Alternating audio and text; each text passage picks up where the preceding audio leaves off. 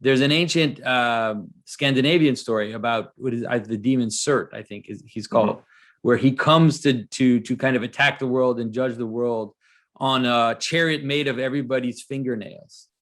And this is the best image of what this is about. It's like you clip these little things off, these remainders of your body, your hair, your fingernails, all these remainders, and those have a power. I talked about this in the video I did. Actually, sorry, I realized it's a patron-only video on the symbolism of the inverted pentagram. Or talk about how that was such a good video.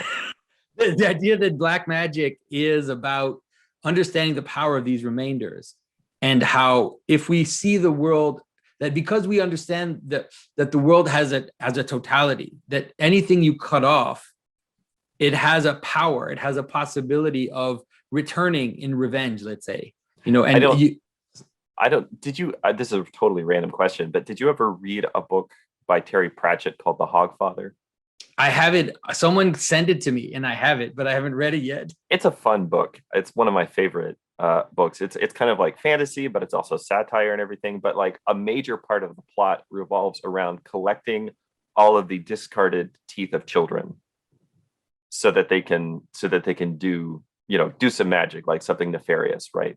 But it's, so they have to like infiltrate the Tooth Fairy's castle and all this different stuff. And it's a kind of a funny story, but also like it's one of those stories that has these moments of symbolic intuition that are just like a little too on the nose.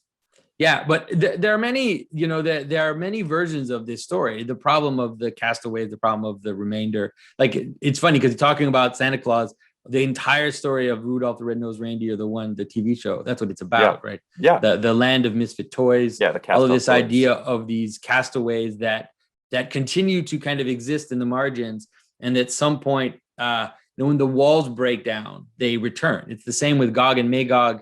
The idea of putting these things out of the world and then they returning. And so the idea of the Antichrist is obviously, in Christianity, it's a way to deal with this. It's a way to understand that this is inevitable, that as Christ comes, he casts a shadow, and that shadow gets kind of put out of the world, but it has to return for things to become complete. Yeah. And the story kind of has to be resolved in a way that will encompass all of it together. And so that's why when I talk to people about the image of the New Jerusalem as being something like that, as being something like the crown of thorns, as the crown of thorns, as being an image of trying to resolve the problem of these remainders that come in the fall, that this problem of cutting off aspects of reality and pushing them to the outside. I really love, just as a kind of a side note, I really love Thorns as a, that we see in the Genesis story, and of course, ultimately in the crown that Christ has on his head, as a symbol of the fall, as a symbol of chaos. Because the thing with a thorn bush is that it's something that literally has too many points. Yeah. And literally, it's got too many points. And that's the world that we live in today. It's a world where there's too much, everything is vying for significance. Like everything is disorganized. There's no real hierarchy of information, of knowledge, of attention, and just everything. Just the news cycle, Twitter, things like this, where everything is basically constantly coming into our view and saying, I'm the most important thing, give me your attention. I just at a totally unprecedented rate. Exactly. Too many points.